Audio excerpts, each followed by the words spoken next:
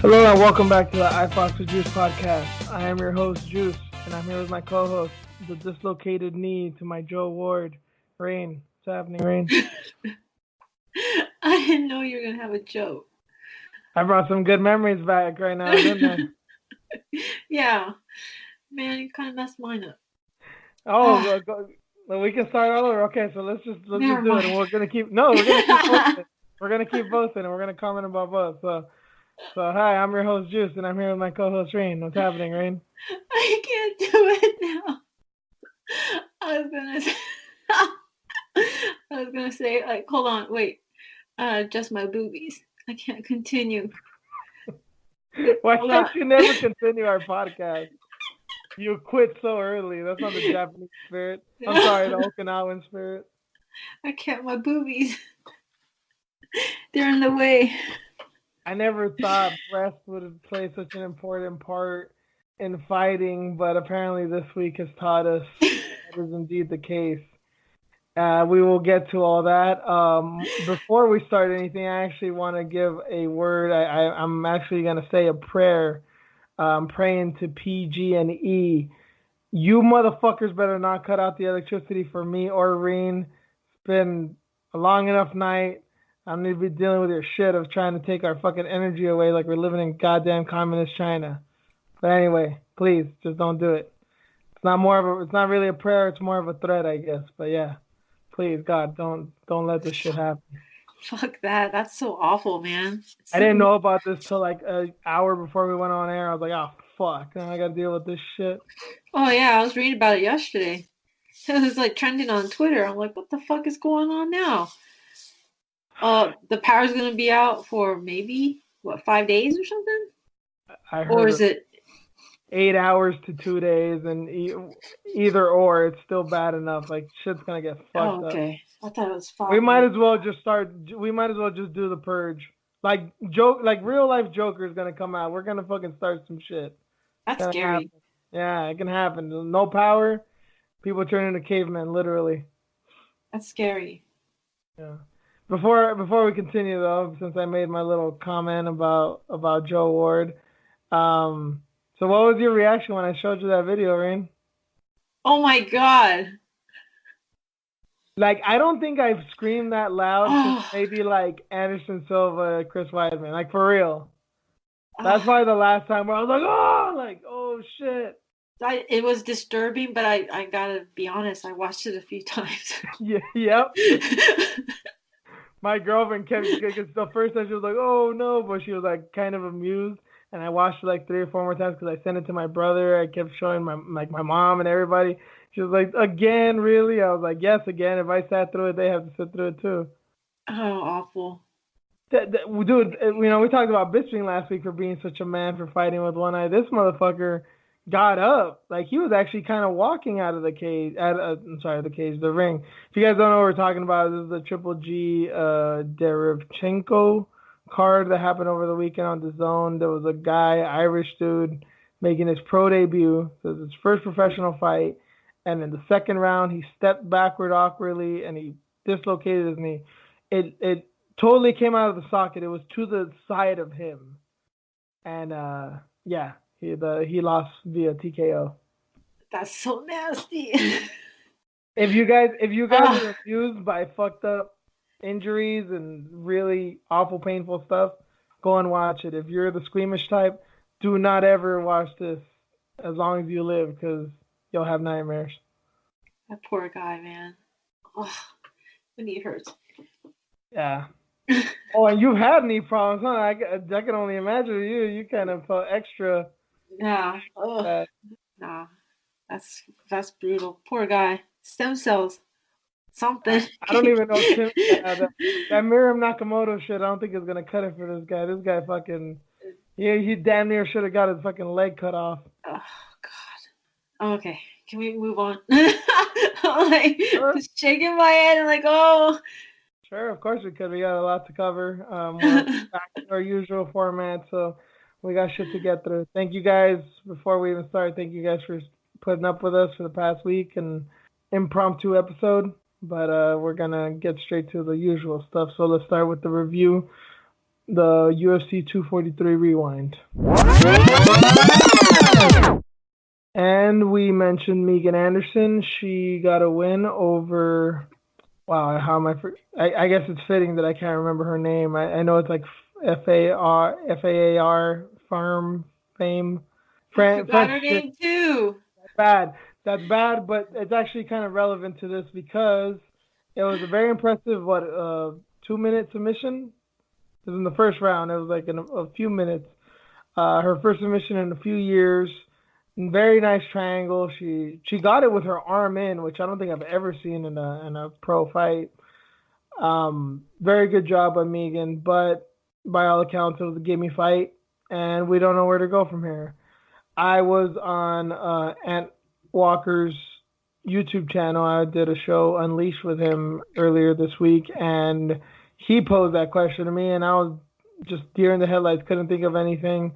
So I kind of just went with my answer from what I mentioned last week, that I think Macy Chiasson should go back up because she didn't look great against Lena Landsberg, and it might be a weight issue and not just a wrestling issue.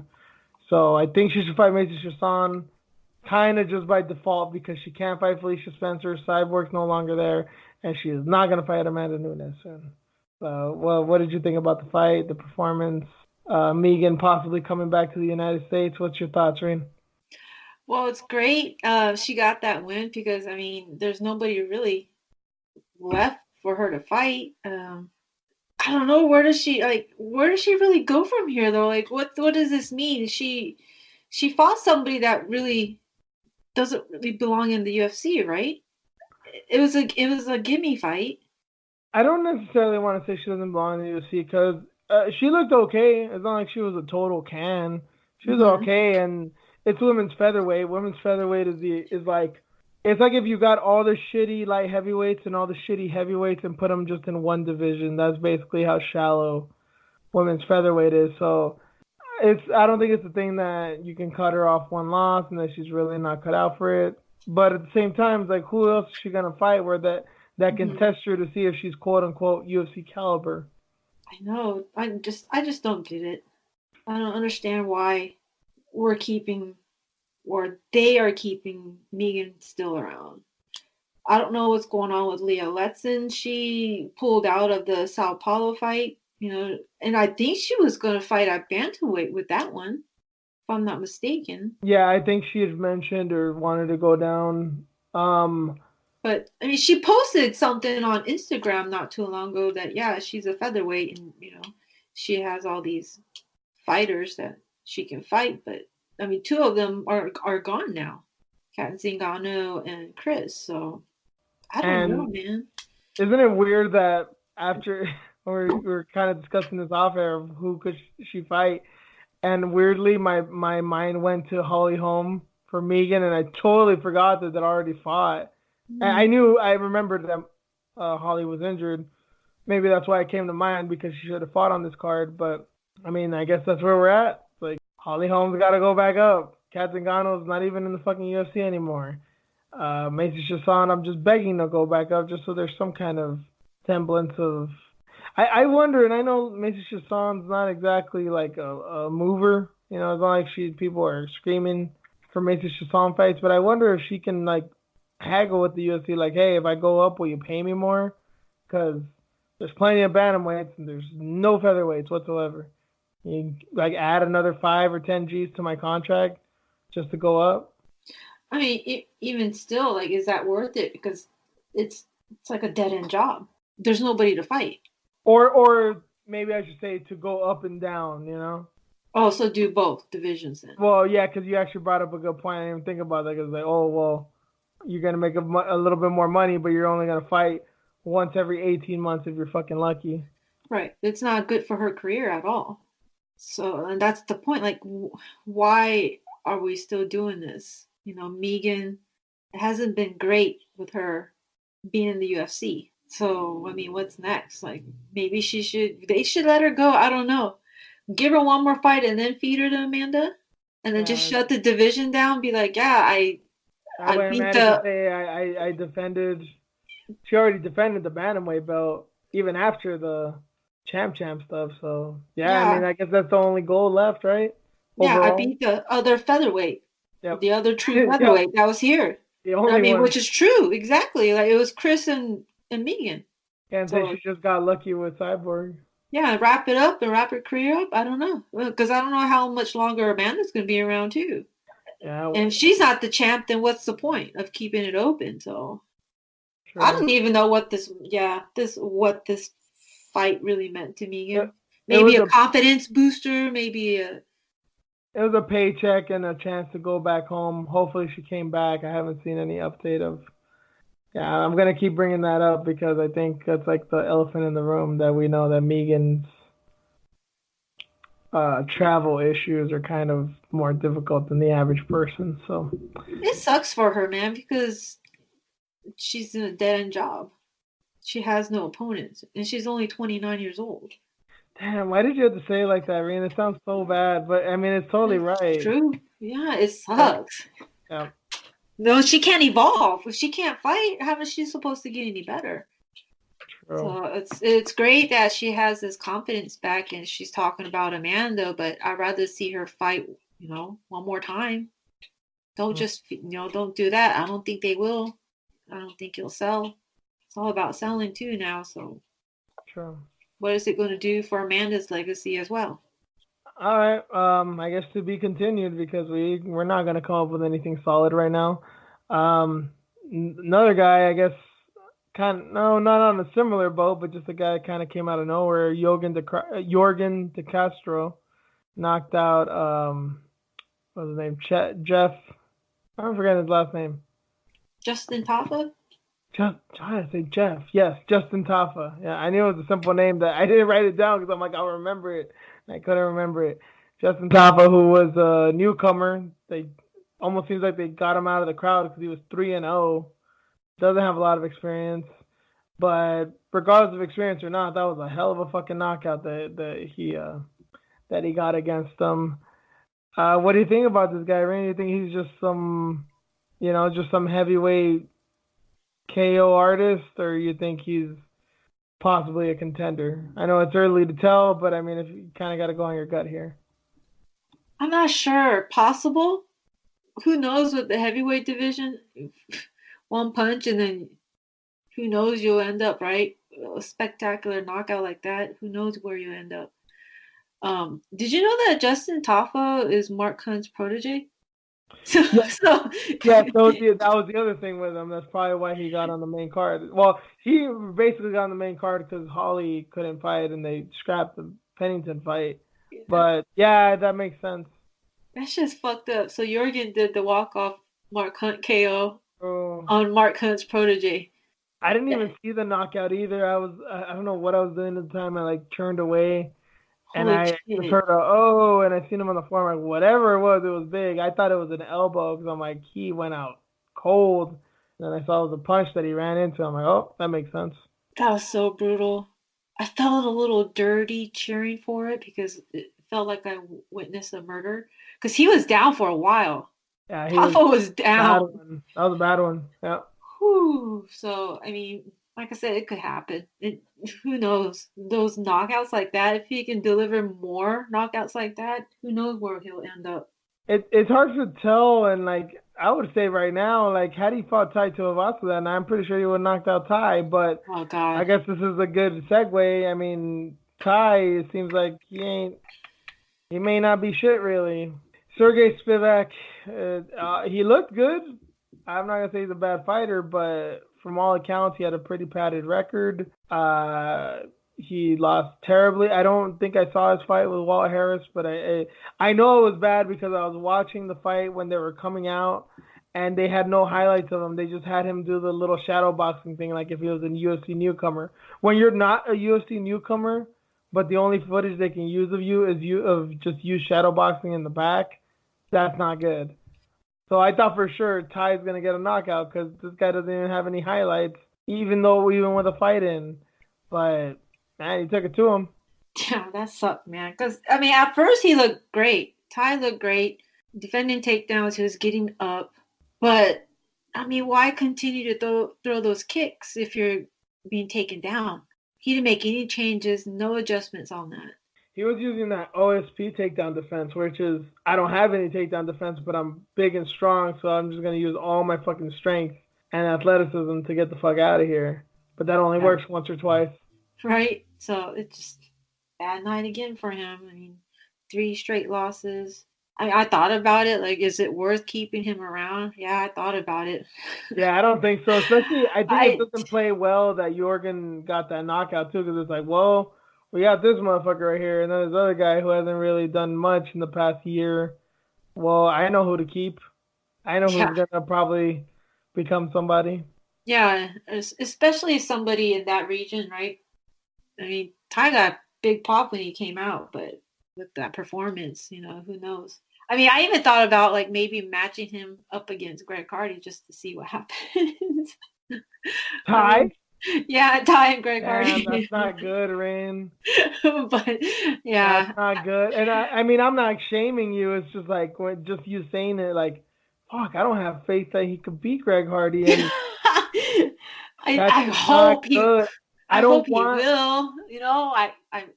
I'll be rooting for Ty for sure, but I Greg don't Hardy, want Greg man. Hardy to get that kind of step up. I But know, man. it I seems like know. that's the thing to do. I mean, because he's got to have a stiff test of competition next, and I know he's got a fight coming up. No, like I think next month Does or he? Greg Hardy has another one? yeah, but it's against another like Russian fighter with like 5 fights. Like it's nobody. He's not taking like a big step up. Like they're just taking him in very, very, very slowly.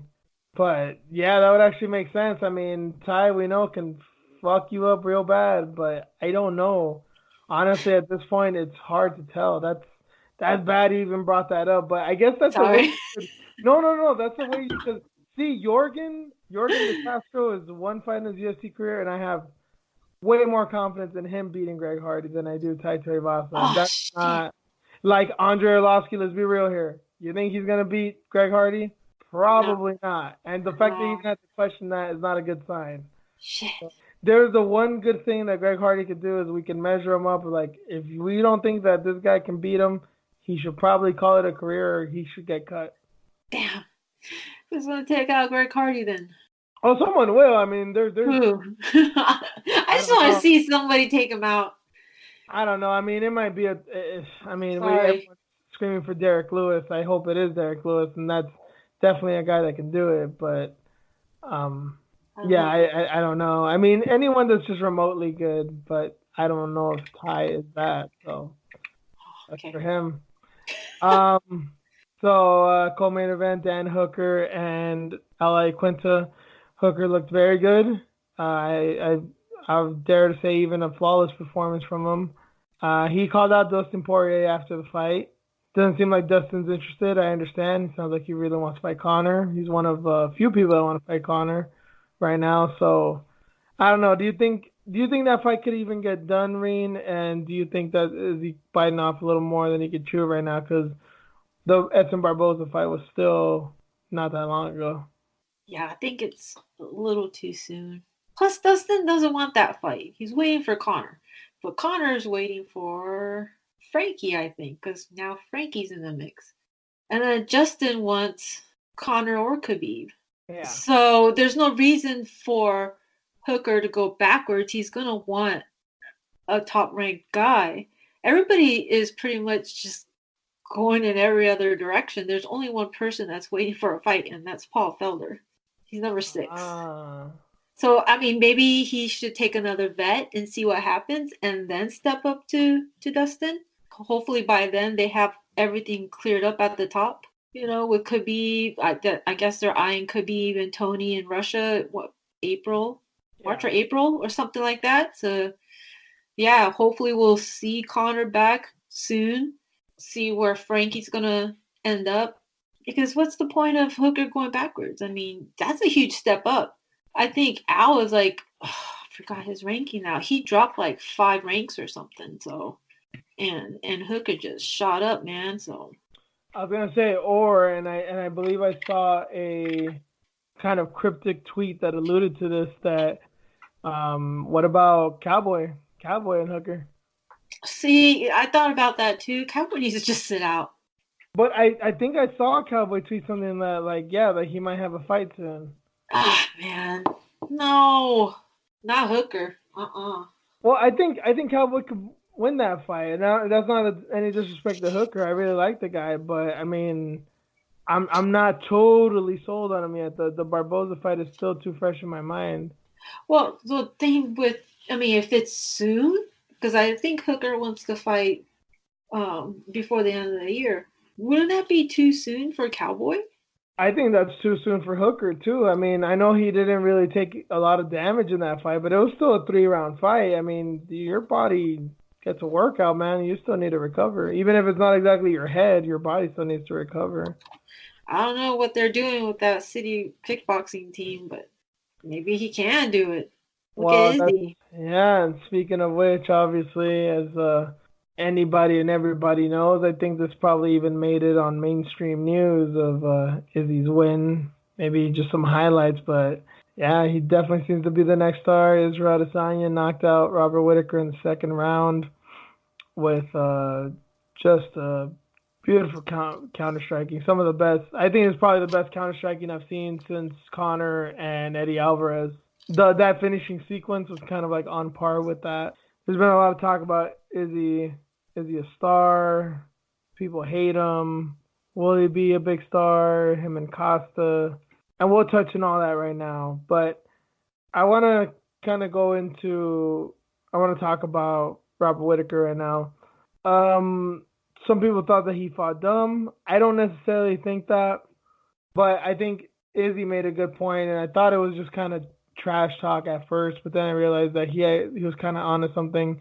He was saying things like that he was way too tense. You know, I seen him come out. He looked angry. He looked tense. He looked kind of nervous. And I thought that was just the fighter in him being like, oh, I got you. I got you figured out. But I think he has a point, and I think his tenseness may have been a little like nerves. But I don't know if it was trying to prove something to the crowd or to himself or maybe both. That he either wanted an exciting fight or that he wanted a KO. Because as good as Whitaker is and as exciting as he is, I don't think that he ever wanted exciting fights with Romero. I think that those fights were good because he's that good and Romero's that good and they complement each other in that way. Israel and Whitaker was like, you really need to mind your P's and Q's here. And it seems like, you need to dot your I's and cross your T's type thing. And it seemed like Whitaker just said, fuck it, and left his pencil at home. Yeah, I think you're right. Whitaker did say that he was a little pissed off or upset about the Izzy walkout, the dance. Yeah, So yeah. he was bothered by that. So yeah, I think he was a little emotional. He was probably there to prove a point, right? He wanted to basically knock his head off. He was looking for that, but he couldn't reach. The Izzy's just movement was just way too much. I mean, he wasn't there, and I would have thought that Whitaker would have changed it up because he has that wrestling background now. I mean, he made the Commonwealth team, Well, so it's not just that. Yeah, obviously the wrestling would have been nice just to early on mix it try up to or put it something. But the thing Yeah, is that it wasn't just that like he was trying hard for the knockout type thing. It was that Whitaker kind of fought uncharacteristically. He's usually not that like moving forward kind aggressive. of guy. Yeah, yeah. He was moving forward and he was throwing in combos, but he was throwing in combos kind of like a boxer. He wasn't throwing in combos to like get points or to really throw Izzy off his game. He seemed like he was throwing them kind of just to throw him, and they seemed like way more rote than they usually are, than his combos usually are. They seemed way more like they were forced. Hmm. And obviously, just the fact that there's a big height, big reach disparity in this fight, it Hmm. seemed like he didn't know how to fight a taller fighter, which is weird with Whitaker because he's one of the smaller guys in the division. He should definitely know by now. I know Izzy's a big guy, but I mean, I thought he would have figured that out in one way or another at least. Yeah, he was talking about it on his podcast that He felt great. He just got caught. He What keeps saying that like I got caught. I got caught. Um, Whitaker has his own podcast? yeah, Oh, I had no idea. What's it yeah. called? Grange TV. He Huh. was he was live yesterday, last night, around 8 o'clock or something like that. Oh, So it's a I was video listening. podcast? Yeah, it's a video you can Uh, watch him. Yeah, his eyes kind of still fucked up. He had a Doom shirt on because he likes to play video games. But yeah, that's why I was like, yeah, he looks like he's in good spirits. You know. Um, so yeah, he's just talking about the fight and he was just complimenting Izzy. He's a great fighter, and he has his timing on point, and he was just trying to just close the gap. yeah. But he wasn't successful in it. So she's just like, maybe next time I'll utilize my wrestling. I mean, I have that in my pocket. But yeah, I didn't take it out. Yeah. So maybe I'll use it next time. So that yeah, the game plan didn't work. And that's it. That's what he's just saying, like chalking it up to, yeah, that's it. It's not I'm not gonna let it beat me up. So go back to the drawing board. Yeah. Yeah. Okay. Two more questions. One simple one much harder one. So do you think Adesanya is the next? I don't want to call him the next Conor or the next Ronda because I don't. He's not in that mold really. But do you think he can be a Ronda or Conor level star? Do you think he can start getting million pay-per-view buys type thing, if such a thing even exists anymore in the ESPN model? Yeah, I think so. I mean, just Nigeria. He's traveled to China and fought, right? He's been around. It's just the mainstream. I think internationally he's known. It's just the mainstream. They need to market that. And He's, the UFC has the machine to do it. They did it with Conor and they did it with, Ronda. he's like Pitbull, Mr. He's the real Mr. Worldwide. I mean, it's just like The Rock. I was thinking about The Rock. Like he's just like The Rock. Like internationally, his Yeah, movies will always sell, right? yeah. Here, it depends on what he's filming, what kind of film it is. So, yeah, I think so. They just need to do it right. Yeah, I'm not like 100% sold on it because and I'm not saying this, and I don't even honestly want to talk about John Jones right now, but I think he's kind of more in the John Jones level of star. We all know John Jones is a big star. People on the streets, sports fans know who John Jones is, but Hmm. soccer moms don't really know who John Jones is. Soccer Hmm. moms know who Connor and Ronda are. And like that's the difference, is it just dudes know, dudes at the bar know, dudes around and at the water cooler at work know, or is it your girlfriend knows who he is, casuals know who he is, people that don't even really watch sports know who he is. Is he that type of star? That's a different question. So I think he's a star. I think he can be a star, but I think he'll be on that level. I'm just not fully sold on him being this global superstar that like Connor or Ronda. I hope he will be because I do love the kid, but I guess I'm just not fully sold yet. So, Um, so do you think Khabib is on that level too, or is that different levels? Khabib's different. Khabib Okay. has a lot of help because of Connor, the Connor fight. He became a real superstar after that too. As Hmm. far as the dollar power, the how many pay-per-views he's selling. I know Aziz was saying that it's 2 million buys for the Poirier. That's all bullshit. We all know it's bullshit. But what's to me with Khabib is like, what's the number you'll believe? Like, let's say I knew what it was right now, and I told you the Khabib Poirier fight sold 700,000 buys. Would you go under or over? I mean, I think that's where we're at with Khabib. It's like you can believe he's a star, but is he fully there? Hmm. Like, how much did Connor help? Because like even when Nate Diaz, like I don't think Nate Diaz became like that superstar right after he beat Connor. Yes, he was very popular, but I think it took some time, and I think the fact that he was away for so long, I think that's why people were so excited about the Pettis fight. It's like Connor's gone, he's been getting away for so long, and there was intrigue. Like, how's he gonna look? And then now with Masvidal, it's like he just struck while the iron was hot. Now it's like, well, fuck what he looked like against Pettis. Fuck about Conor. This is the fight. Like, now we're gonna see a real fight. Now I'm excited for the fight, not just about Nate Diaz. That now I think like Nate's an actual, like I think Nate is a bigger star than Izzy is now, and probably that's probably as big as Izzy will get in my mind. Like if he gets to like Nate Diaz level star, like that would make sense to me. Maybe it's just me, maybe I'm just don't expect too much because I like the guy and I don't, I don't want him to not fail. I mean, he's a champion, but I wish more people knew about him, but I just don't know if he has a worldwide appeal. The other, okay, go ahead. No, go. Okay. No, I was gonna say like, so you think Nate has worldwide appeal? No, I don't. But Okay. I think it's more. It's a hardcore. All the hardcores love him. Well, like 90% of the hardcores love him, I should say. Mm-hmm. And enough casuals know him where he gets the casuals where like they'll for sure buy 2 events a year.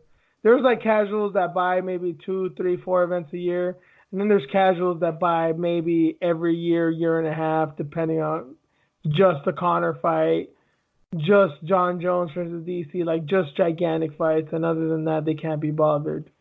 I think Nate Diaz is the guy who's like, they're a casual MMA fan, not a casual sports fan. The other question that I want to talk about, the other issue I want to talk about is there's been things made of Israel and his race, the color of his skin, because a lot of people think they're hate on him because he's black or possibly an immigrant or both. I talked about this on that Walker show, and I think that is mostly correct, but I don't necessarily want to talk about that. I want to talk about what is a very difficult question, which is what do you think MMA fans want? Because, like, speaking of Nate Diaz is a very interesting case for many reasons, but as people say, like Colby, this is what Colby's going off of. People want to heal, so he's playing the ultimate shit heel, but it's not necessarily working out in his favor. And then people want humble people, so they say the humble champs that do their job, that defend the belt. But people didn't care too much about Demetrius Johnson, and people didn't seem to care too much about Robert Whittaker. They weren't necessarily hated, just people didn't care about him.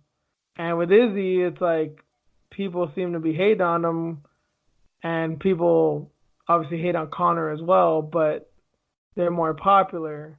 But like I don't know, like is there such a thing as a it seems like GSP was maybe the only guy in MMA history who was a genuinely nice guy who was actually humble, but was a star. Because I can't think of any other ones. So what's the question? Well, like, what do MMA fans want, or what would you want? Like, what do you think is what people are looking for as far as likability goes, quote unquote likability. Well, I don't even know anymore.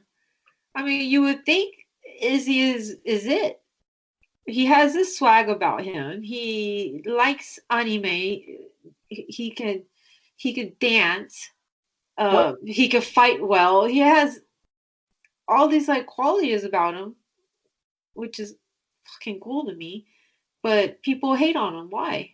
Wait, did you just say it the right way? How did you say anime? Anime. Anime. Okay. All right, I just learned a new one. Thank you for that Hmm. one. Proceed. I'm not gonna interrupt you. I found that interesting. What? Yeah, I kind of agree with you. Yeah, he seems like he'd be the one. He's a nerd, but he's also a badass, and he knows a lot about culture, like world cultures, and obviously he has an incredible upbringing and a background story. I Yeah, to me he checks all the boxes, but obviously I don't speak for everybody, or we don't speak for everybody. Yeah, I don't get it. Is it because the comparison with him and John Jones? Like, I don't understand what the hate is. Is he too confident? People I think hate to see that. I think the comparison is more him and Connor. Um, John Jones is different because John Jones hasn't really become a dick until the last few years. I mean, he's always been an asshole, but he hasn't really put it out on Front Street like that up until like the last 2 or 3 years. I mean, some people really hate that about. Like, see, even me, like, I'm not a John Jones fan, but I respect what he says because, like, 99% of the time, he's pretty honest about shit regarding himself. I mean, I don't believe him when he's got talking about drug tests and being a good family man and shit like that. But as far as in cage fight stuff, like stuff he was saying about like Thiago Santos, like, hey, he was a kickboxer his whole life and he couldn't touch me. Doesn't that count for something? Like shit like that. He makes very good points, and I can't be mad at him.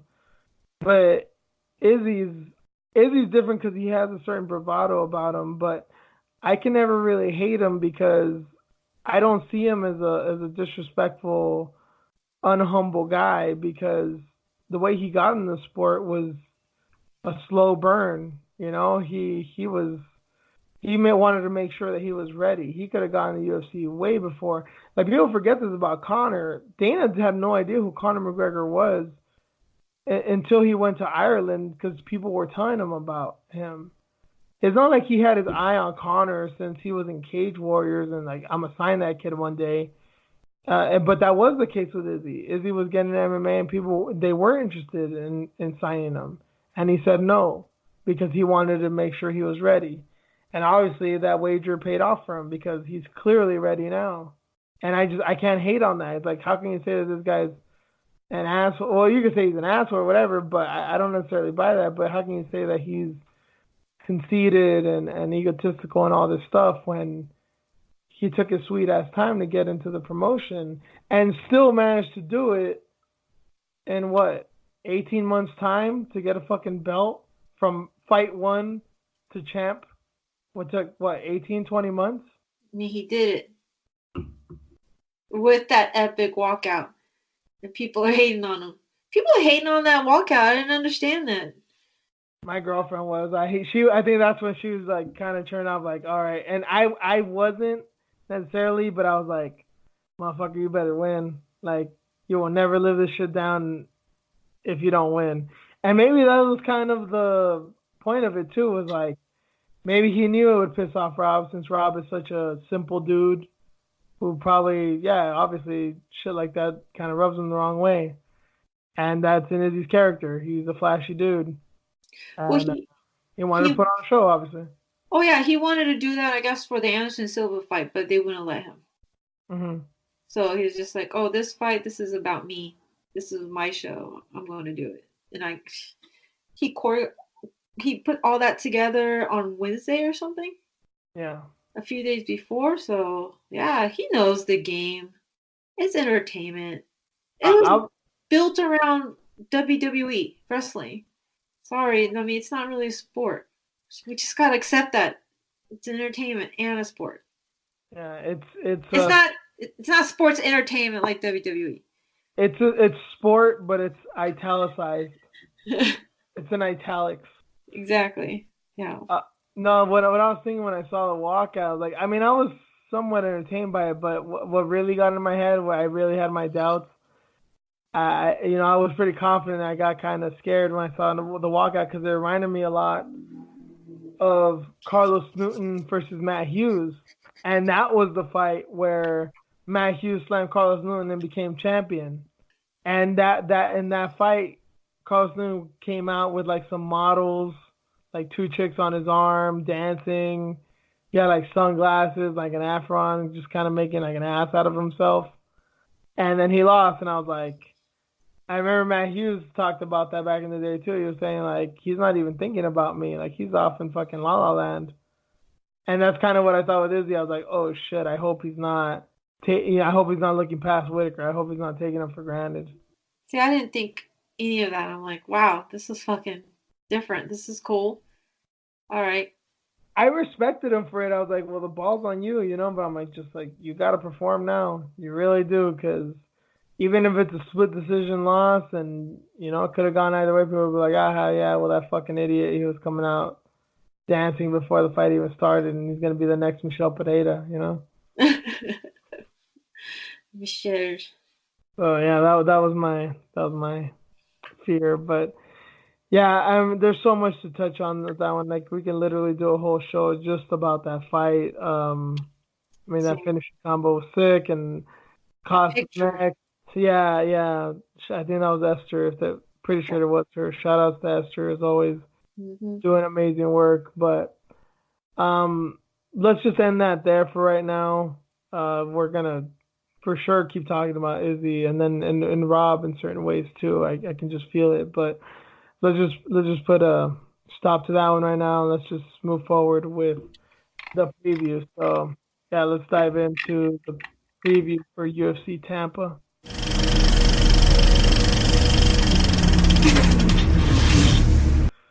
So we got a few fights.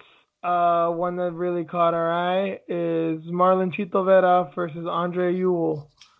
I don't think this is gonna. I think this is just gonna be a. I think it's gonna be a war. Honestly, like I don't really know another way to put it. Vera's a fucking animal, and Ewell's a very good boxer. Yeah, I think if they're just throwing hands, it's gonna be a really interesting fight. So what do you think about this one? Oh my God. Cheeto back at it again. He just had a fight. Yeah, he got that submission right. His fucking homeboy up. I forget who it was, but it was a mean ass sub. Really, Nolan, Nolan Hernandez from AKA. that's right, Norlene. Yeah. Yeah, but yeah, this is gonna be a good one. I pick Cheeto for this. Do you think he'll go to decision? Holy shit, I man. don't know. Ewell's real tough, Woo! but you know what? He's kind of shown a weakness for subs. I really like Ewell, but I think he's still got some work to do on the ground. And Vera is obviously very good on his feet, but he can get subs out of nowhere. So I think he'll probably finish it like a second or third round sub. Because Ewell's tough, but I just think if it goes to the ground, he can get him. So we both got Chito there. Yep. Next up, honestly, this can be a fight of the night, even over Vera and Ewell. James Vick and Nico Price. I should rephrase that. This might not exactly be fight of the night, but there can be definitely be a knockout of the night bonus here because Vick has not been looking so good, been getting knocked out a lot. He's still putting down at 155, and Nico Price is a fucking animal who comes to kill people. He got finished in his last fight by our guy Jeff Jeff. Neal. Yep. Yes, Jeff Neal, but he's still very dangerous, and I don't think that he's a good matchup for James Vick. Hell no. UFC doesn't like James Vick, huh? Apparently not. This is a tough fight, man. I feel sorry for the guy. He might get knocked out again. Nico Price he's nuts. So He's this a would brawler. should he get knocked out? This will be what, three knockouts Whew. in a row for Vick or four? Might be on a three fight losing streak. I don't even remember. Yeah, he's on a 3 fight. Oh, but One. he didn't get knocked out by Felder though. Yeah. No, that was just, yeah, one decision, but 2 knockouts, right? So he's most likely fighting for his job. I think so. This one's tough. Nico Price is out here breaking boys' ankles. Oh my God. I can't believe he's fighting already. It's crazy. Well, he fought in July, so it's not that too far off, but he had a he Rough had a fight. war. Rough fight. Yeah. Jeff Neal, that was an awesome fight. That was the war, man. So Price all the way. Yeah, for Man, sure. cool. Okay, next up. Well, there's a lot of women's MMA happening this weekend, but this is one that's definitely catching some attention right now. Mackenzie Dern is gonna fight Amanda Ribas. Mackenzie Dern is back, right from I can't even say from being a mother. She's obviously will always be a mother, but she is really doing the motherly stuff right now. In the middle of camp, in the middle of a fight. She might be walking out to the octagon breastfeeding her kid. Like that's how much she's momming it up right now. I can't believe But it. tell the folks at home right now. I don't know. Maybe I was the only one out of the loop of how much Mackenzie Dern supposedly weighs right now. 118. 118. This is supposed to be 2 days before actual weigh-in, so there's no reason to think that she won't make the weight. It's just gonna be amazing. I mean, we've talked so much shit about Dern, but it's just crazy that she's just going all out with this. And Yeah, I gotta have a little jab at you here, Rain. You were not. You, the mother here, did not have faith, and not in Dern's mothering abilities, but the fact that she would maybe finally get her shit together. Well, just her behavior prior to, I didn't think that that would change. But obviously it did. That motherly instinct or that chip, she has it. That changed. I mean, she's like she's fighting for her family. She's still breastfeeding. You know, she has her family there. She has her baby there. When she said that she's still breastfeeding, I was thinking like, oh my God, are we gonna see like leakage or anything going on? It She, very well could, yeah. And she, I really hope Rebus has some honor and does not punch or kick or knee Dern in the breast, man, because that'd just be god awful. I know it's probably not against the rules and it's on Dern to fight basically while breastfeeding, but as a woman, please just have some common decency. I apologize for all the shit I talked. I'm like, damn. I'm mad respect to Mackenzie Dern doing the damn thing. I can't believe it, man. Maybe the reason and I kind of said that just as a what if, or the, like, there's Dad Cerrone. What about Mom Mackenzie? And I kind of said it as a not as a joke necessarily, but just kind of as a one-off, like, oh, what if? But I don't know. Maybe I did kind of say it somewhat seriously because I had a little hope because Mackenzie doesn't seem like a bad person at all. It's not like she's this selfish, mean, narcissistic person. She's just to me. I think her thing was that she's just a spoiled kid. Obviously, very talented. Obviously, she didn't earn that black belt by beating up cans. Her dad didn't give her that black belt. But in other respects, I mean, she's had some shit. Shit's been kind of easy for her. She hasn't had the roughest life, and that usually is where I'm like, well, you're gonna take the easy way out at times, be it as it may. But that's why I kind of thought I'm like, she's not entirely. She's not like she can't be corrected. It's not like, oh, just because she's kind of been spoiled for some of her life that she can't necessarily become a good mother. It's like, sometimes you just, especially when something like that happens, it's like, oh, you probably look back, look in the mirror, like, hey, I was being kind of dumb. I was being kind of mean. Should probably fix that. Probably do it for my kid. Right. Yeah, so respect, man. Yeah. She looked good. I mean, I saw her interview with MMA Junkie. So that's where I got that, yeah, that 118 pounds. Like, about fell out of my chair when she said that. But I guess she wanted to fight even prior to this, even prior to her finding out that she was pregnant. Like, she was really, desperate to get back and prove that she can make weight. And she was trying to get released by the UFC to be able to fight again. Because I guess she was under the PI. She was being overlooked by the PI. I mean, that's good. That's good. Yeah, for the weight cut and whatnot. But she found out she got pregnant, and then yeah, as soon as she was able to get back to training, that's all she focused on. So good for her. Awesome. So, both going Dern here. Yeah, Cool. Mama Dern. Yep. Mama Dern for real. Next up, we got the World is an I, Kron Gracie versus No One Will Train My Jiu-Jitsu, Cub Swanson. This fight is just fucked up, man. I'm looking at it now. I'm actually getting pissed. Like, why did I even put this on the docket? Why the fuck are we talking about this? Fuck this fight, man. Did you know they had history? I did not know. I'm not surprised. And yeah, tell me more details. 15 years ago, they had like a jiu-jitsu match. Cub Okay. Swanson and Kron Gracie. Then this is when Cub was what 20 years old and Kron was 16. It was the Pan American Jiu-Jitsu competition, and this is when not Kron, Cub was really into Jiu-Jitsu. That's how he got into MMA. He was competing against Kron, and he noticed that Kron was getting all this special treatment uh, from the ref and the people there.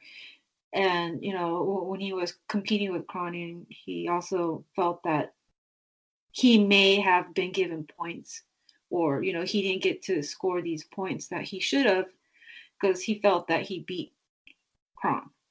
So there was some bad blood there, and I guess he kept bringing it up, but he was told not to like talk about it or something, or just leave it alone because it's Kron, Gracie name because of his dad and whatever. So he got jaded by that.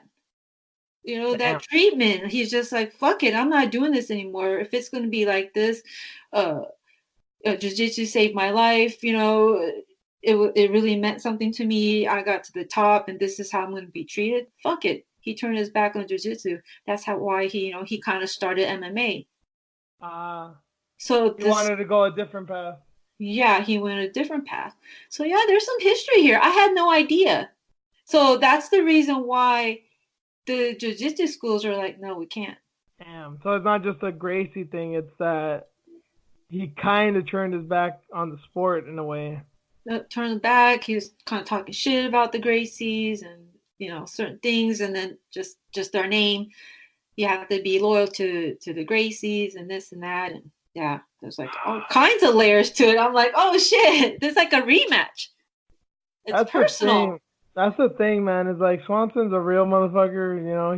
He was from the streets. I mean, like you said, he got saved. Yeah, I know that he was being a little hood rat when he was young. And that's the thing with Kron is that obviously he's incredibly gifted. Yeah, he's probably one of the best jiu-jitsu grapplers in the world. Comes from royalty. Mm-hmm. But now that I think about it, it makes sense that he's a flat earther. It's like he doesn't need to accept things for what they are because things have always just been the way that he sees them and the way he's done it. So, yeah. I mean, I'm going for club, but I'm not foolish. I know Gracie has unique set of skills and a pretty dangerous set of skills, and yeah, I actually see him pulling guard and getting something. I don't know what that thing will be, but I think he can submit him even as early as the first. I think so too. Because of all this, the drama, and plus I love Cub. And I don't want him to lose again. He's already on like a 4-fight losing streak. It sucks, man. Why did they have to match him up against him? Yeah, my pick is Gracie. I don't feel good about it. Man.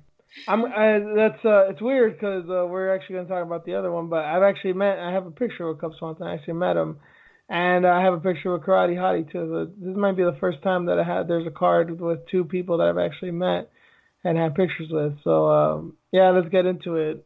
Karate Hottie, Michelle Watterson versus Joanna Jędrzejczyk. At the time of recording, it seems like the fight's good to go. I don't know under what circumstances, but yes, there's been a lot of drama regarding weight as of this morning because Joanna apparently had told somebody that she wasn't going to be able to come in on weight, and Michelle was unwilling to do a catch weight and is also unwilling to take on any other fighters, and it seems like she's getting a lot of hate for that, and I don't understand it because I think people really just need to, take their emotions out of it. This is prize fighting, an emphasis on the prize. Could she, get paid fighting Joanna at a higher weight? Yes, but that's not what the contract originally stipulated. She needs to honor her part. Could she get money by fighting any other girl on the roster, any other girl on this card? Yes, but the money's probably not going to be what it is against Joanna. And should she lose, that's very bad for her career. And if she wins, it's not going to do much because there's not a name bigger than Joanna, maybe in the entire division right now, aside from Weili. But she's obviously not going to get that. We're going to talk about her in a sec too. So I don't get any hatred going towards Karate Hottie. And Reen, you basically just apologized and took your words back about Mackenzie Dern. And I know you kind of have something to say about Michelle Watterson as well. Damn it. We talked about this off air too. That I was prepared to defend Michelle tonight, even though I talked so much shit before about her. Um, To be fair to, I guess to you, I don't think you have anything personal against her. You just don't like her associates. Which I don't necessarily know if that's fair or not, but I don't think you have any real personal gripe with Michelle Watterson. no, no personal gripe. I mean, it's stupid me. I keep forgetting that it's not an actual sport. It's just the gym she's at, the people that represent her, trying to get her a title fight already when there's all these other, great fighters that are above her. It's much That's like the Cub Swanson situation. It's not what you know, it's who you know, and it's politics. yeah, That's kind of what it is there. that's the only reason why. I mean, so anyways, but yeah, I don't understand the hate. I really don't because she's doing the right thing. I guess a week ago, Joanna was saying how she can't make the weight. She had a week. She still had a week to cut. So I don't understand what's going on here. Why would Michelle have to agree to anything? They already have a contract. 115, make it. If you don't, then all right. Like you said, like what's the hate for? Because we won't see a main event. Would you do the same thing? It's not fair. It looks like Michelle's already on point, right? I mean, that shredded picture that she posted not too long ago. Holy shit, man. Is that the best she's ever looked? Physically, especially like in a non-fight context, just like how good her body looks. Yeah, yeah, pretty sure it is. Amazing. She's ready to go. She's been ready. She's so hungry for this. Where the fuck is Ioana's head at? Yeah. And I think Joanna should. I don't want to be this guy. Joanna should be ashamed of herself because I I don't think it's my right to say that. But in this context, I think I can kind of say it. It's kind of sad actually that Joanna is having these issues, and hopefully she makes weight, and it's not that big of a deal. But Michelle's been saying this whole fight camp. She said even just like up to a week ago that she's treating this as a championship fight. She's saying I really respect Joanna. She was a champion for a long time, and in my eyes, she kind of still is a champion. So this is like a championship fight to me. Like I'm not cutting any corners, and I'm taking it very seriously. And what to say about Joanna, who was the champion for over 2 years? What, 5-6 fight winning streak, 5-6 title defenses, and now can't make the weight. Now we can say that there's something new, something additional going on to her body, to her weight that wasn't there before. But she's a big girl and she should have known shit. I was gonna avoid that conversation, but hell, we're here. Fuck it. But can we though? I mean, especially started off with it. It's been all over Twitter. People are fucking arguing over it. Yeah, the titty joke. Why did she have to add those? Like you said, I guess you guys did the research, right?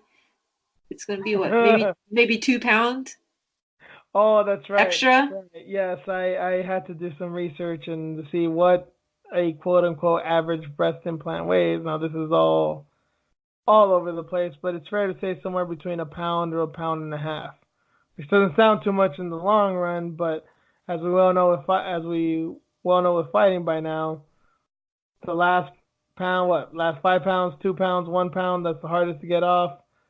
She's basically going to be working a little overtime now because of that, for sure, Mm-hmm. without a doubt. And that's the choice that she made.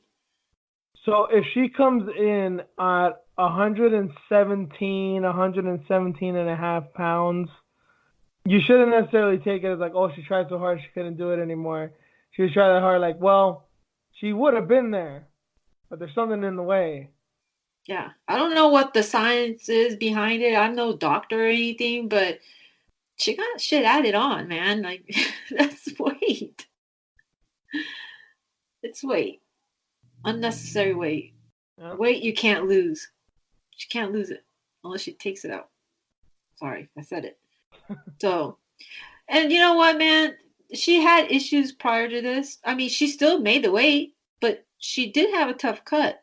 So, yeah, maybe she needs to move up. Think about moving up. She's getting older. She's got the work done. Why struggle anymore? But obviously, she doesn't want to do that because she already got beat by the queen, so Valentina. So there's really no point in her doing that, right? She has to go to the back of the line, and that's pretty active division. It's kind of stacked. It's getting up there. So Yeah. what can you do, man? Like this whole weight cut issue, it pisses me off. I mean, I don't know how else they could fix it other than go ahead and just change all the rules, make it just like California. Do the testing, make sure that, they're healthy. So I we mean, won't have issues like this because a main event might be canceled due because of weight cut. yeah. The weight cut? I mean, come on. Even with California, it's good, but it's not perfect. I mean, it's merely Hmm. a suggestion. If you come back, we're already recommending you to go up, but we can't really see to it if you fight in another state. So like, I know a big thing was Paulo Costa and the 241 card because he weighed way over what he usually weighs, what he weighs at weigh-in. And I said he should go up, but all he's got to do is, well, I just won't fight in California, and the UFC will make sure that that won't happen. So, but yeah, if that was in Nevada, if that was in New York, if that was a nationwide thing, it's like, well, no matter where you fight, you're gonna have to address this, and yeah, they should just do it. We will not license you if you're this amount over. And Yeah. Joanna's always been a big girl for the division. I remember when she fought Esparza, I wasn't sure if she was going to make weight, and this has been a constant thing for her. But now, at this point, yeah, come on. I mean, that's the thing with Michelle Watterson too. I think people, I know that she's the one that's the underdog. I know she's the one that's lower ranked. But Michelle Watterson's been doing this for a hot minute. She's been doing this even longer than Joanna has. So I mean, in some aspects, Joanna's got to pay respect to Michelle for that too, because Michelle's a pioneer in a lot of ways, and people don't look at her that way.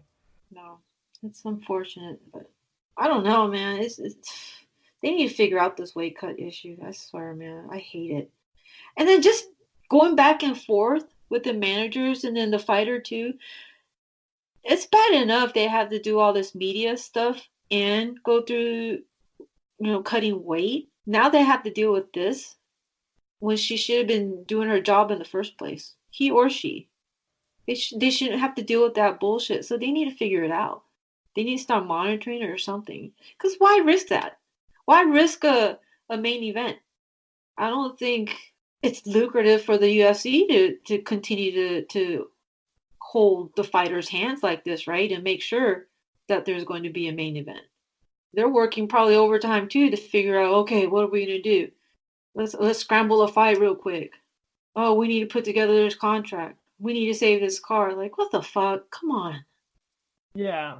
Um, we'll get into our picks in just a second, but I think right now is as good a time as any to go into our tweet of the week. And it goes to a friend of the show and former guest host of the show, Ashley, the MMA nerd. And she tweeted after this announcement came out. She cold tweeted and she said, "Oh, her handle's at the underscore MMA underscore nerd. I'm sure a lot of you guys follow her, but just in case." But she said, "If I've said it once, I've said it 1,000 times. Not everyone can handle having big titties. With great power comes great responsibility." And if you know Ashley, that's a very great and appropriate tweet. So good on you, girl. Get tweet of the week. That's Having said amazing. that, yes, She's so on point. yes, yes. Takes one to know one, right? It's on point. Yes. Good on her. Shout outs to Ash as always. Good job. Yes. But having said that, continuing with the fight, actual fight prediction. Should this fight go down? Um, I mean, I've kind of wanted Waterson to win as soon as this fight was announced, but I knew it was an uphill battle with with this weight cut issue. I mean, we've seen how Joanna has handled a bad weight cut before, and Michelle is one that's kind of been the opposite. She's been trying to put on weight and put on muscle, and as you said, she's been looking great lately. So I think physically this fight will be If we're thinking conventionally, it should be pretty even. But who knows? It might be Waterson with the advantage here. So I'm just gonna go on a limb. I'm going for Waterson. I know it's still kind of a long shot for her to win, but I'll take her. I think she can. I think she can do it. I have full faith in her. Putting it down on Waterson. Same. But she's Damn. smart, man. She's smart, man. Yeah. Oh wow, the Asian lady smart. Yeah, yeah, of course. No, she's smart to do this. Like, no catch weight. Make her suffer. True. Yeah. Get the job done. You can do it. You've been professional, and I think that's what she said, dude. She's a professional. I'm honored to fight her. Yeah, just get it done, Joanna. But Michelle's done this long enough, and also she fought what March or April? Yeah, I believe March. So I mean, she's fought more recently than Joanna. I mean, you could say whatever you hmm want about Joanna not taking a fight or whatever, but yeah, I mean, she's been more active than her, and Yep. she seems to be on weight, and Joanna's had more time, presumably, to get ready for this, Yep. and she's the one fucking up. So I Right? hope I hope Watterson wins, and I think she can, but I'm crossing my fingers, and I'm definitely praying or something. But yeah, I think it's Mhm. possible. If a finish would be nice. Definitely would be. Definitely would be. Yeah, and then Humbler, humbler. I love Joanna. Don't get me wrong, y'all. I just want her to be humble. Sorry. yeah, same. I used to anyway. I used to love Joanna. She's still an incredible fighter, but yeah, she ain't all that. She ain't all that the way she thinks. Her attitude, man. But that does it for the preview for this weekend. So let's get into some headlines.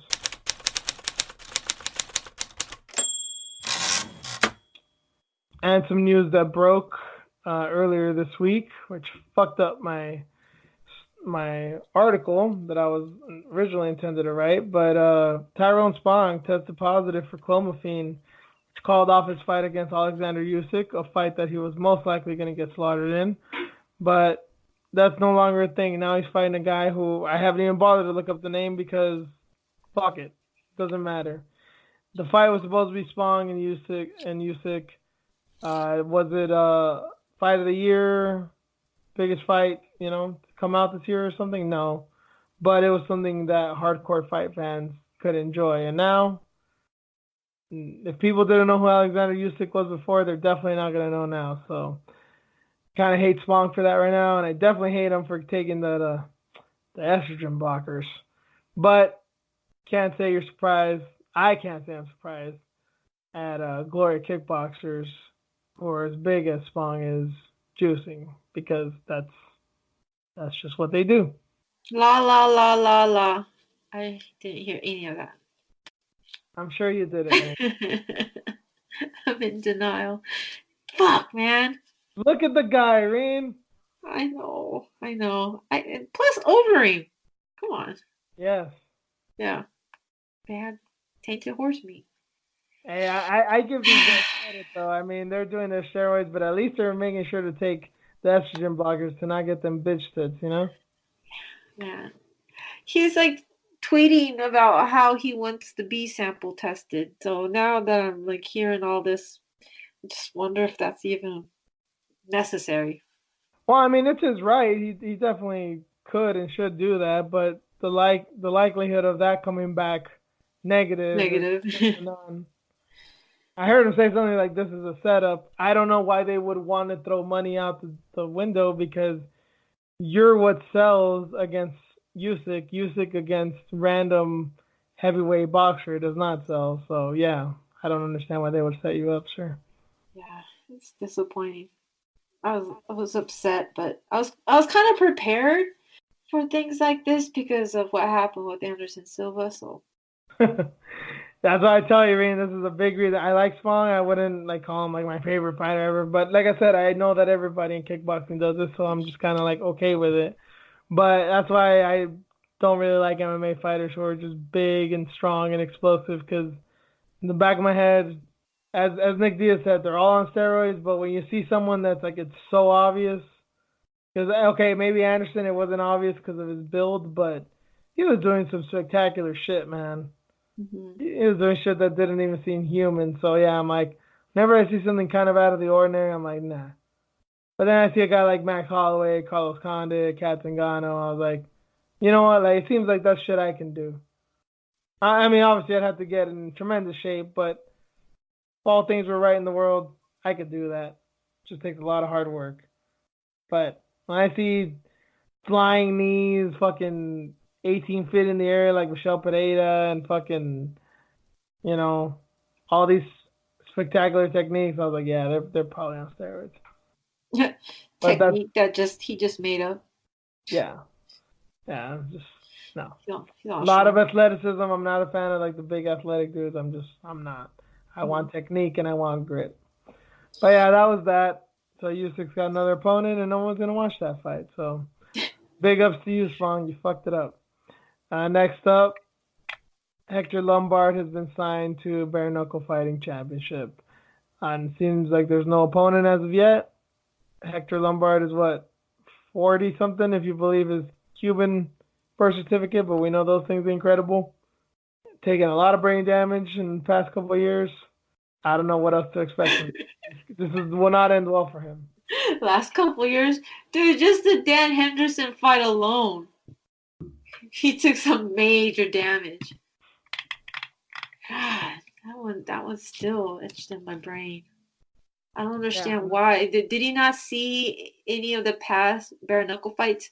Granted, yeah, there's no like opponent that was signed or announced, but he still signed with them? Insane, man. yeah. This is MMA's retirement home. I mean, that's just how it goes. It's I mean, so sad. I don't know if it's the retirement home or the halfway house. It's like had a long career, have a long years of doing drugs. You go to the halfway house, try to get yourself better, and then go out in the real world. Maybe this is MMA's halfway house. Maybe it's not the retirement home. Had a lot of time of fucking people up and fucking myself up. Now I'm gonna do it slightly worse, and then I'll be on my way out, hopefully, but not be any better for it. I don't know. This is just the way it goes. I don't Oh, even know what to make of the story. Really, it's just news. It's just it's just how the sport goes. It's just what happened. So take that for crazy. what you will, because I don't think it's good for anybody. I hope he's getting paid. I mean, I hope they're all getting paid. The ones that are transitioning from the UFC. I've heard some people say they get paid well, but it sounds like it's either former fighters who haven't been paid well in a while, or people who are trying to come up in MMA but haven't really gotten their good paydays yet. So I think it's kind of like a weird middle ground. Brutal. Okay.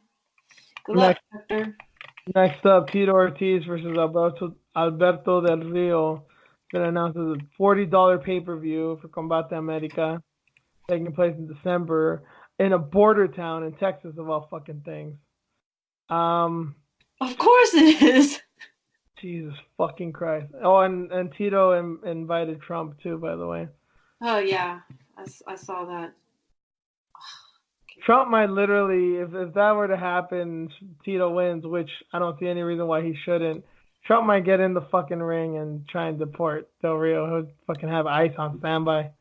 Shit's so funny. Although he'll probably try and deport Tito once he remembers that he's half Mexican. You That know would what's be funny. That would just be funny. That'd be awesome. what's funny is that they had that face off, and Del Rio has his WWE belt, and Tito has a UFC belt, and I'm like, they really are doing this. They are really doing this. I saw a tweet not too long ago about how Tito wanted Del Rio's WWE belt. Yep. He wanted to fight for that. And yeah, they are doing it. It's a winner take all challenge now. What the fuck are we doing? Kids fighting for their fucking participation awards. That's what's happening. No discredit to Rio or Tito. Tito actually earned that title, and Del Rio, given his charisma, star power, whatever he was in the WWE, I guess got that belt. But those shits don't mean anything no more. You fucking know it. Crazy Just assholes. the seriousness of his face with that belt. He fucking wants it, doesn't he? He wants it like a fucking dog wants a steak. It just Okay. I'm not paying for it. I'm not gonna watch it. Nope. I had a catch weight of 210. Okay. You guys have fun with that one. I don't Combate, know. man. Combate, that I thought they were becoming legit and then they had to pull this shit off. I went to the event. They had Keito Castillo there. Once you see Keito Castillo and something, don't think it's legit. Think something's up, cause yeah, she's 2 times people. Oh, jeez. Okay. Rest in peace, Chapo. Anyway, moving on. Zhang Weili, UFC strawweight champion, has been having visa issues. Apparently, she's been denied a visa, and no one's quite sure why. And she seems very frustrated. But presidential candidate Tulsi Gabbard, of all people, a woman who I've actually had my eye on for a long time, someone who I would actually vote for, has offered to help. According to Zhang, I have not seen any comment from Tulsi, but very I don't know, I don't even know what Tulsi can do here in this instance, but it was a very interesting story that came out. I mean, seriously, I don't know either. That's Dana White's cash cow, so to speak, now, right? Yeah, in a, in a That's way. yeah, UFC's biggest star now in China. Dana White has, or yeah, Dana White has ties with Trump. So why couldn't they make it happen somehow? And I thought that they had really good lawyers on standby. Trump probably thinks that she's gonna come and steal all the metal, take it back to China with her. Somebody has to handle that shit, like Ari or whoever and WME. I Yeah. mean, somebody's fucking up here, you know? She should have been here by now or something, like, or the 18th. She's due here for some like media stuff. And how am I gonna take my girlfriend Wang Li out on dates if I can't fucking see her? Come on. That's sad, Fucking man. fucking Trump Visa. taking away my loved ones, taking away my Huh. side pieces. Fucking racist. Yeah. Visa Yeah, i- well, I'm used to it. visa issues in quotations, yeah. Mm-hmm. Those don't want her to see her little beaner boy. Yeah, that's what it is. Moving on though. Oh, speaking of beaners, Cain Velasquez, that one guy puto at people. He's gonna apparently fight Brock Lesnar in WWE, and then Tyson Fury was in there. Enlighten me if you can. I don't even know why I put this up there. It's just something that I noticed, and I thought you might have more insight on. So the WWE is having a press conference on Friday in Las Vegas, and it's concerning Brock Lesnar, Cain Velasquez, Braun Strowman, and Tyson Fury. We saw all of the gifts. Well, if you're on Twitter or social media, or if you're on, whatever, YouTube, you probably saw the clips of, Cain coming out with Rey Mysterio and then Tyson Fury kind of, going at it with Braun Strowman. So they're going to settle that, I guess, on Friday. Well, I think this is pretty much just a setup, uh, and just doing this whole storyline for an event in Saudi Arabia because they're going to have one, I think end of October. Again? Crown Jewel event. Yes, they're going again. So they're setting up the storyline with Brock Lesnar and Cain. It's the rematch of UFC 121. Yeah. I don't understand why. It's so dumb. Is it just because? Well, obviously you put some background into it right now, but do you think the Fox deal has something to do with it too? Yeah, I think so because I mean UFC had the Fox deal way back in the day, right? Yep. Yeah, and then Cain was the champion, so I mean, The first ever Fox fight. Remember him and Dos Santos?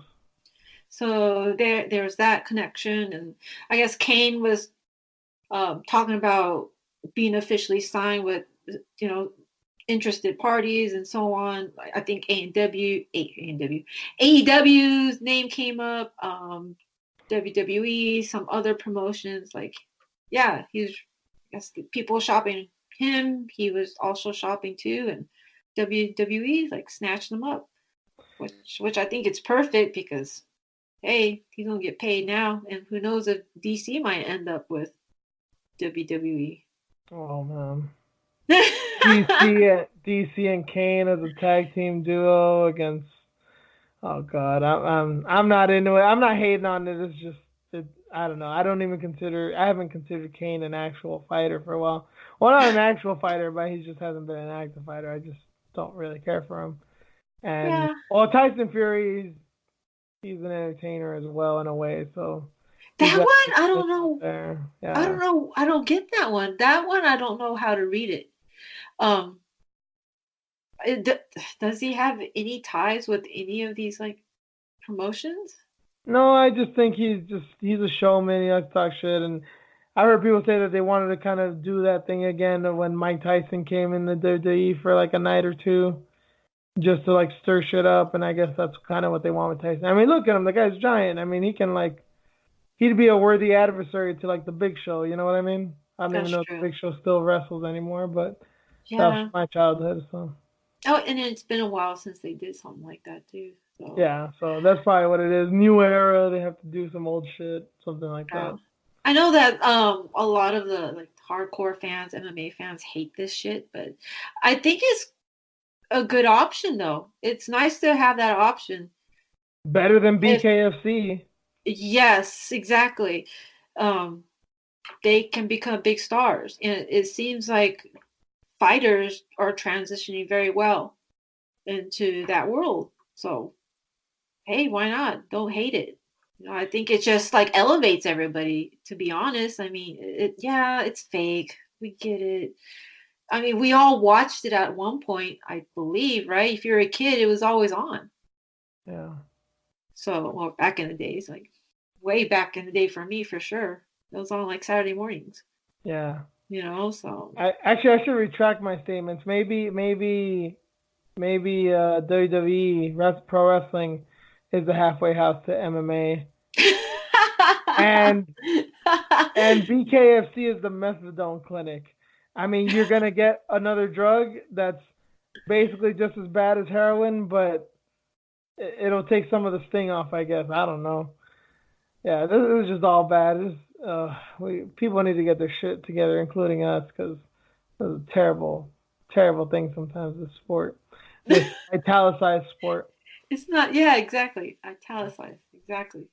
Anyway, um, we got one story for the matchup, so let's get into the matchups this week.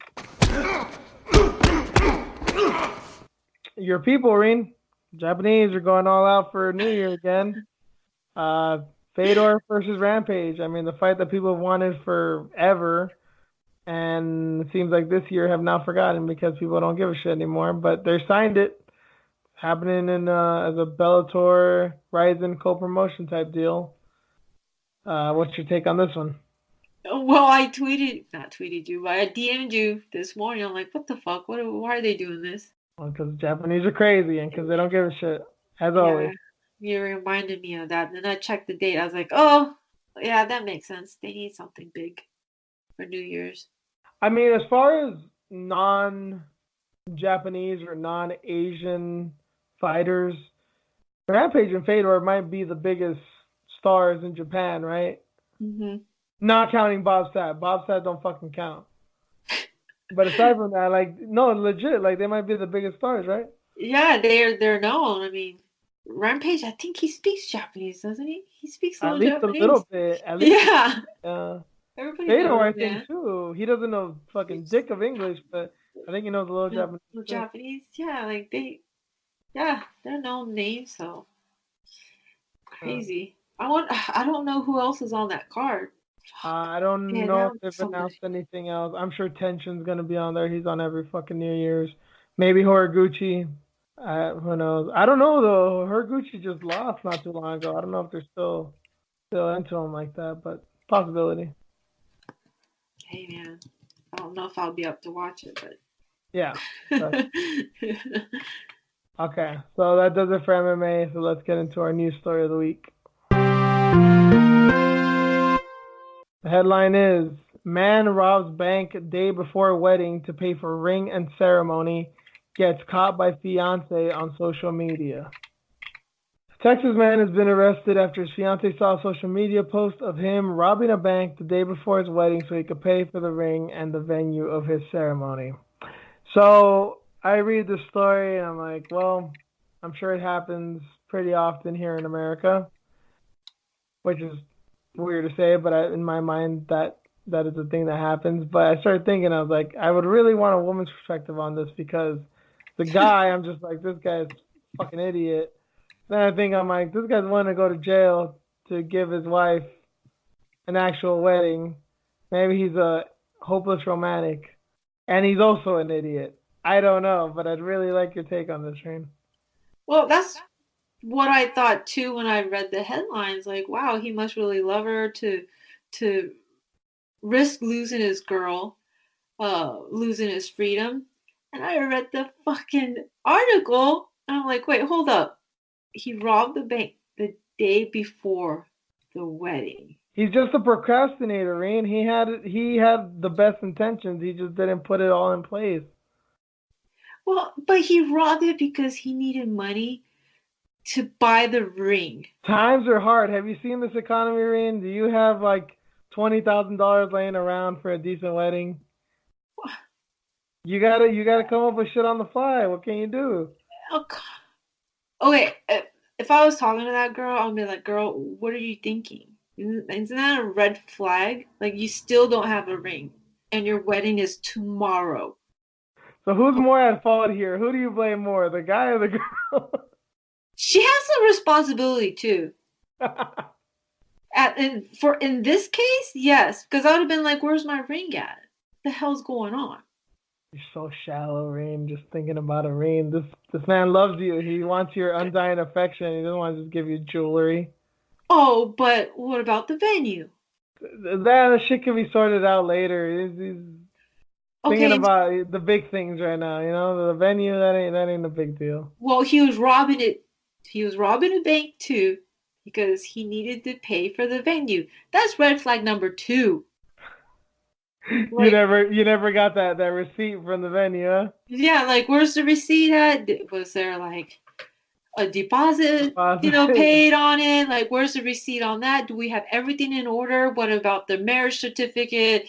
I would have been like asking, checklist, checklist, checklist.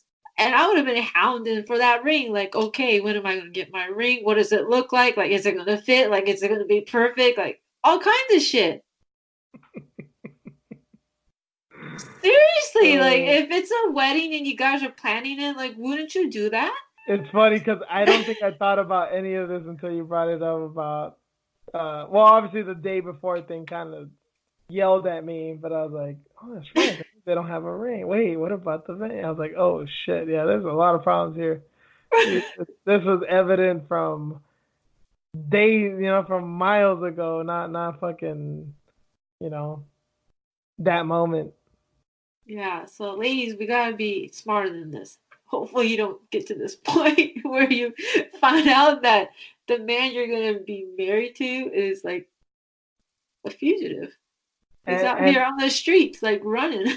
and guys, I think we should be more romantic, but don't follow this guy's lead. Oh my God, this is horrible, man. The day You, before, this is some funny shit. if you want to be a romantic, follow Goodman's lead. Follow like my hero Henry Cejudo. Follow that guy. He's a fucking saint. Follow that dude. He knows all the tricks. Bend the knee. That's right. That's right. See, the girls give him the ring. You triple C, yeah. Plus, also, I don't think he needs to bend his knees to propose to a woman. I think he can just stand, and the height difference plays itself out pretty well there. Dude, did you see him? Speaking of which, your hero. He was given a box of chocolates, and it's that chocolate in the gold foil. He started unwrapping it, and guess what he ate? He ate the gold foil. That's how cringe he is. He didn't eat the chocolate, he ate the gold foil. That's actually kind of funny. I God wouldn't damn want to. it. I wouldn't want to see it. Sounds terrible, but I don't know. Hearing you say it right now, it's like, God, what a fucking moron. He's so fucking lame. Like, this is bad He's enough. lame. He's lame, but he's great. That's the bad thing. Oh, Lord. He is great. He's a legitimately great fighter. He's one of the best fighters Yes. I've probably ever seen. He's Yes. fucking ridiculous. I agree with you, but yes. He's an absurd human being. Oh Lord, your Just hero. yeah, yeah. Short people are something else though. They Napoleon complex. It's like I talk to my lady all the time about little people anger. Because my sister is kind of shorter and they drive very aggressively, and it's like, yeah, it's little people anger. They're always just mad at the world. Always gotta be on the lookout for them. Huh. They're Yeah. always looking up. They're all angry and shit. Their Uh, neck hurting all the time. yeah, something like that. Yep. That's how we gotta go for karate hottie this weekend, folks. Gotta go for the short girls. And I have met karate hottie, and yes, I can indeed attest that she is a small woman, but she's very cool, very nice. She's small but mighty. Yeah, tiny but mighty. There you go. There you go. Well, with all those abs and the way her body's been looking, goddamn, she can definitely fuck you on up. And we're still, see, we bring it back around. Started with titties, started with the fight, we're ending with all that. So, yeah. So, good place to end it there. So I have an article coming out imminently. By the time this is posted, my article should be posted about women's MMA this weekend. I'm going to get to work on that right now, actually, so I can finish it up. As always, you can find my work at Combat Press. You can find me online on Twitter and Instagram at Juice_MMA. You can follow the podcast at iFox with Juice. Reen, where can they find you at? Fox with you on Instagram and Twitter. Are you going to talk about the show that you were on recently? Well, I mentioned it a little bit, but yeah, I'll do a little plug for that. I was on Ant Walker from Sherdog. I was on his YouTube channel, the Walkout Network. He has a show called Unleashed. I believe it was episode 4. I was the guest. I spoke with Ant, Ben Duffy, and Jay Petrie of Sherdog, and we all talked about Izzy, race, UFC 243, some women's MMA, Bellator, hijinks, all kinds of shit. It's a very interesting show. I'd never really seen it before I went on the show, but being on the show, I was actually a fan of the format, and I will keep in touch with it. I will definitely be watching those shows. You guys should too. And let me know what you all think. I have a link on that on my Twitter as well. So I want to thank you guys for listening, and we'll catch you all next week. Bye.